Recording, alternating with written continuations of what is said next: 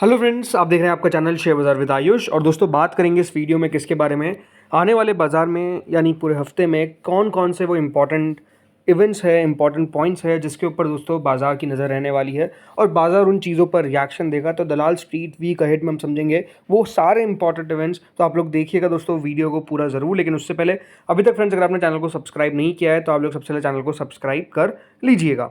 तो दोस्तों, पिछले हफ्ते अगर आप मार्केट्स को देखेंगे तो मार्केट्स करीबन 0.33% के आसपास हमको ऊपर जाते हुए दिखे। बट ज़रूर दोस्तों, जो आखिरी के 2 दिन थे वहाँ पर आपको बाजार में मुनाफा वसूली भी देखने को मिली। और मुनाफा वसूली फ्राइडे को तो थोड़ी सी बड़ी आ गई, जब 207 पॉइंट्स दोस्तों निफ्टी यानी ऑलमोस्ट 1% के आसपास की गिरावट आपको निफ्टी में देखने को मिली। अब ये बात ध्यान रखिएगा, पूरा अप्रैल के मंथ में अगर आप मार्केट्स को देखेंगे तो अगर लो से कंपेयर करने जाएंगे तो मार्केट्स अगर आप देखेंगे करेंटली 8.47% ऊपर दिखते हैं। ऐसे तो बाजार अगर आप देखेंगे तो 1.90% ऊपर है, लेकिन ओवरऑल जो रिकवरी आई थी दोस्तों अप्रैल के मंथ में वो अपने आप में काफ़ी शानदार थी। लेकिन ज़रूर अब कह सकते हैं कुछ इंपॉर्टेंट ऐसे पॉइंट्स है, इवेंट्स है जो अभी दोस्तों घटते हुए नजर आ रहे हैं, जिसके कारण मार्केट में फिर से थोड़ी सी वॉलेटिलिटी बढ़ रही है। सबसे पहले दोस्तों हम समझते हैं कि क्या बाजार इस हफ्ते पूरे समय कारोबार करेगा। तो दोस्तों ऐसा नहीं है। ये बात ध्यान रखिएगा, इस हफ्ते बाजार में एक दिन का हॉलीडे है और वो कौन सा है, वो है दोस्तों 1 मई यानी महाराष्ट्र डे, जिस दिन दोस्तों मार्केट्स यानी थर्सडे को बंद रहेंगे। ये बात ध्यान रखिएगा, बाजार को थर्सडे को कोई कारोबार नहीं होगा, थर्सडे को मार्केट्स बंद रहेंगे ड्यू टू महाराष्ट्र डे। तो महाराष्ट्र डे के कारण बाजार की 1 मई को छुट्टी रहने वाली है। तो बाजार इस हफ्ते दोस्तों कितने दिन ट्रेड करेंगे? 4 डेज। जी हाँ, 4 दिन ट्रेड करते हुए नजर आएंगे, Monday, Tuesday, Wednesday and Friday. Right, Thursday को हॉलीडे है। अब आते हैं दोस्तों उन फैक्टर्स पे जो सबसे ज़्यादा बाजार को कह सकते हैं बिजी रखेंगे। तो पहला तो दोस्तों फैक्टर वही है भारत और पाकिस्तान। देखिए, इंडिया और पाकिस्तान के बीच में जो टेंशन्स है वो अभी भी अगर आप देखेंगे तो बिल्कुल एस्केलेट होते हुए नज़र आ रहे हैं, बढ़ते हुए नज़र आ रहे हैं। और लगातार आप कह सकते हैं कि यहाँ पर वेट करा जा रहा है कि इंडिया क्या स्टेप जो है वो पाकिस्तान के खिलाफ लेगा। अब अगर आप नोटिस करेंगे तो नो डाउट ऐसा नहीं है कि दोस्तों बयानबाजी उनकी तरफ से नहीं की गई, यानी पाकिस्तान की तरफ से ऐसा नहीं है क्योंकि बयानबाजी नहीं दी जा रही है। पाकिस्तान के दोस्तों जो डिफेंस मिनिस्टर है उन्होंने वार्न किया है कि वो ऑल आउट वॉर की तरफ जा सकते हैं अगर भारत इनके ऊपर अटैक करता है या फिर भारत ऐसी कुछ करता है काम। तो इससे पाकिस्तान के जो डिफेंस मिनिस्टर है उनका कहना है कि भारत के खिलाफ वो ऑल आउट वॉर पे जा सकते हैं। तो अब समझिए, जैसा मैं कह रहा हूँ कि देखिए, मार्केट्स को ये मतलब नहीं रहता है कि वॉर किस तरीके से होगा, वॉर होगा कि नहीं। बाजार को दोस्तों याद रखिएगा फ़र्क पड़ता है सेंटीमेंट से। मार्केट्स अगर दोस्तों फ्राइडे को गिरे हैं तो ऐसा थोड़ी है कि फ्राइडे को वॉर हो गया। सेंटीमेंट खराब था। सेंटीमेंट ऐसा था कि दोस्तों एक युद्ध हो सकता है भारत और पाकिस्तान के बीच में। और वो जैसे ही दोस्तों सेंटीमेंट निकल कर आया, अगर आप देखेंगे मार्केट्स गिर गए। अब क्योंकि देखिए, बाजार का सेंटीमेंट क्यों ज़्यादा खराब होता है, बिकॉज एक बात आपको समझनी पड़ेगी, दोनों जो देश है उनके पास क्या है, न्यूक्लियर पावर। तो ये अपने आप में दोस्तों मार्केट्स को और थोड़ा सा कह सकते हैं प्रॉब्लम में लाता है। अब वैसे दोस्तों आपको ही पता है, मुझे पता है, न्यूक्लियर तक कोई बात जाएगी नहीं। ये बात सही है कि दोस्तों इंडिया यानी हम नो डाउट पाकिस्तान पे हमला तो करेंगे। किस तरीके का हमला करेंगे ये अपने आप में अलग बात है। लेकिन हाँ, उनकी तरफ से भी जैसे मैं कह रहा हूँ, जो पाकिस्तान के डिफेंस मिनिस्टर है ख्वाजा आसिफ, उन्होंने कहा कि अगर भारत उनको ट्रिगर करता है तो कोई ऑल आउट वॉर के लिए वो जा सकते हैं between the two nuclear arm neighbours, अगर टेंशन्स लगातार इसी तरीके से बढ़ती रहती है। इसके अलावा अगर आप देखेंगे हो क्या रहा है, इंडिया और पाकिस्तान के बीच में लगातार दोस्तों अब गन फायर होती हुई नजर आ रही है। ये बात ध्यान रखिएगा, पहले तो अभी गोलियां चलना बंद हो गई थी, एट सीज फायर जो बोलते हैं। लेकिन ओवरऑल कह सकते हैं दोस्तों, यहाँ पर अभी जो कश्मीर बॉर्डर है वहाँ पर लगातार अगर आप देखेंगे तो जो गन फायर है वो एक्सचेंज हो रही है बिटवीन द बोथ नेशंस। और इसकी शुरुआत वापस से देखिए कौन कर रहा है, पाकिस्तान की तरफ से किया जा रहा है। राइट, पहले तो देखिए जिस तरीके से 26 आम मासूम लोगों की जिस तरीके से देखिए हत्या करी टेररिस्ट ने, और उसके बाद अब यहाँ पर दोस्तों पाकिस्तान लगातार क्या कर रहा है कि जो गन फायर है वो चला रहा है। अब इंडिया को भी देखिए जवाब देना है, तो इंडिया भी जवाब लगातार दे रहा है उस गन फायर का। बट द थिंग इज़ कि देखिए लगातार अभी हो क्या रहा है, ओपन फायर चलती हुई नजर आ रही है फ्रॉम मल्टीपल पोस्ट। ऐसा दोस्तों इंडिया मिलिट्री ने कहा है पाकिस्तानी सोल्जर्स को along the heavily militarise ceasefire line. तो ये लगातार दोस्तों अब अगर आप देखेंगे सिचुएशंस जो अभी करेंटली है वो ऐसा नहीं कि दोस्तों बहुत अच्छी है। राइट, दोनों देशों के बीच में दोनों देशों को पता है कि चीज़ें जो है वो थोड़ी सी ख़राब होती हुई दिख रही है, और ये अपने आप में एक बाजार को बात पसंद नहीं आई। इसके अलावा देखिए, कल एक इंटरेस्टिंग स्टेटमेंट निकल कर आया पाकिस्तान के प्राइम मिनिस्टर की तरफ से। पाकिस्तान के प्राइम मिनिस्टर ने कहा कि वो न्यूट्रल इन्वेस्टिगेशन करवाने को तैयार है, saying Islamabad is willing to cooperate with the process. Pakistan के प्राइम मिनिस्टर शरीफ ने कहा, मतलब जो शहबाज शरीफ, उन्होंने कहा कि वो पीस चाहते हैं भारत के साथ ओवर द अटैक, बट उन्होंने ये भी कहा कि must not be construed as weak, मतलब उनको ऐसा नहीं देखा जाए कि वो कोई वीक है। इसके अलावा उन्होंने ये भी कहा कि जो क्राइसिस है इंडिया के साथ, ये पाकिस्तान के लिए बिल्कुल भी अच्छी बात नहीं है, क्योंकि इससे उनकी इकोनॉमी पे भी असर पड़ता हुआ नज़र आएगा, ये पाकिस्तान के फिनेंस मिनिस्टर ने कहा। तो आप समझ सकते हो दोस्तों, यहाँ पर बयानबाजी होती भी नज़र आ रही है। बट वही है कि देखिए, आज प्राइम मिनिस्टर मोदी का स्टेटमेंट भी निकल कर आया, और क्या कहा है दोस्तों पीएम मोदी ने आज उन्होंने कहा है कि हार्शेस्ट रिस्पॉन्स यहाँ पर इंतज़ार कर रहा है प्रिपरेटर्स का, जो पहलगाम अटैक में थे। मतलब उन टेररिस्ट के ऊपर हार्शेस्ट अटैक्स होता हुआ नज़र आएगा। और अगर आपने पीएम मोदी की बिहार वाली जो रैली है वो अगर सुनी थी, तो उन्होंने ये भी कहा था कि जो उनके पीछे हैं उनकी भी हम ज़मीन खिसकाने का काम करेंगे। तो आप समझ सकते हैं दोस्तों यहाँ पर कि क्या स्टेप लिया जाएगा, ये अपने आप में सबसे बड़ा सवाल बना हुआ है। और इसीलिए अगर आप देखेंगे मार्केट्स में असमंजस है कि क्या यहाँ पर जो फैसला है वो भारत की सरकार लेगी। इसलिए अगर आप देखेंगे तो मार्केट्स इसके ऊपर बहुत ज़्यादा नज़र रखे हुए हैं कि भारत और पाकिस्तान के बीच में होता क्या है।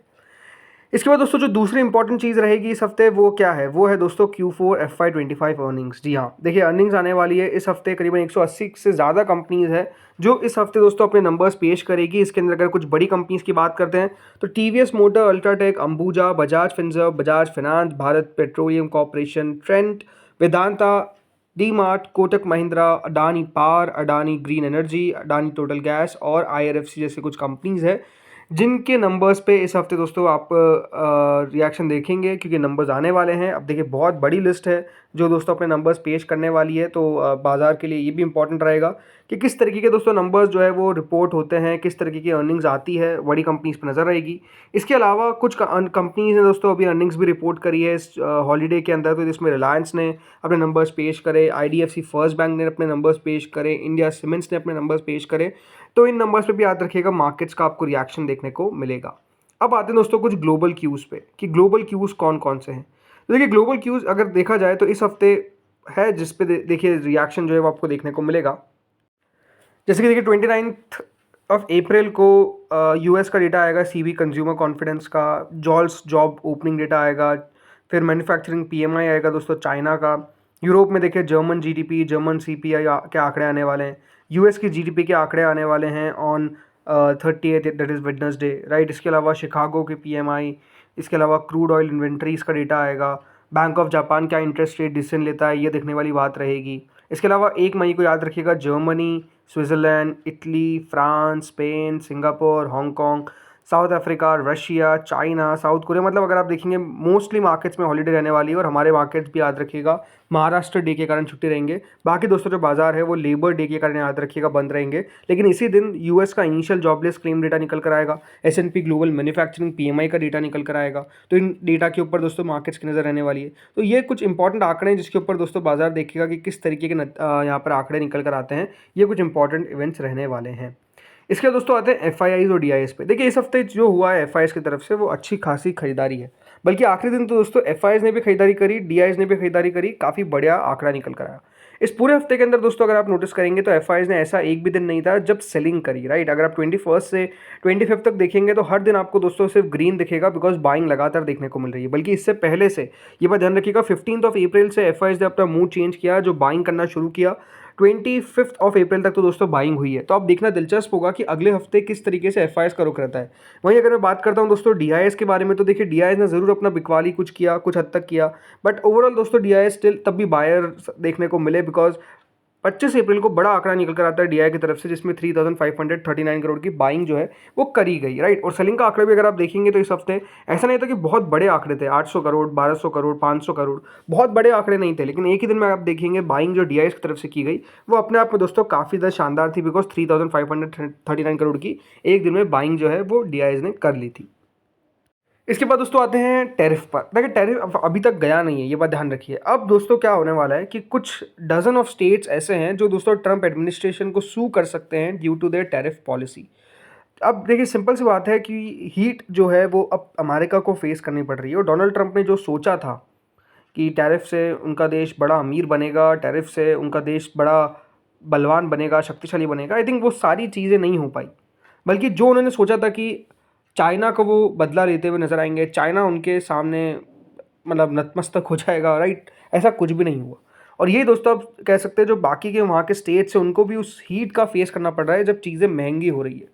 अब दोस्तों यहाँ पर डजन स्टेट्स ऐसे हैं जहाँ पर बताया जा रहा है कि वो ट्रंप एडमिनिस्ट्रेशन को US court of international trade in New York में स्यू कर सकते हैं ड्यू टू देयर अनलॉफुल जो पॉलिसी लेकर आए जिससे अमेरिकन इकोनॉमी में केओस की स्थिति आ चुकी है।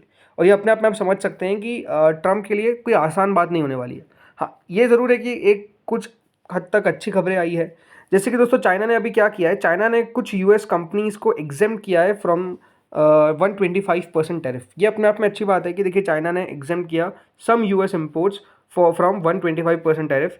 बेजिंग ने यानी चाइना ने ओवरऑल दोस्तों ये चाहती है कि किस तरीके से इकोनॉमिक फॉलआउट जो होता हुआ दिख रहा है ट्रेड वॉर से, उसमें कोई बीच का रास्ता निकाला जाए। और some recent imports from US have not been subject to tariff एम कैम सेस, ये दोस्तों बताया जा रहा है। तो आप समझ सकते हैं कि यहाँ पर चाइना भी नहीं चाहता कि देखिए ये लंबा खींचे, लेकिन चाइना अपने आप में कह सकते हैं मसल फ्लेक्स करता हुआ नजर आया है। चाइना ये बताने की कोशिश कर रहा है कि अगर यूएस चाइना को सोचता है कि यूएस के सामने चाइना गिड़गिड़ाएगा, हार मान जाएगा, तो वो चाइना नहीं करने वाला है। चाइना मजबूती से रिप्लाई देने का पूरा कह सकते हैं यहाँ पर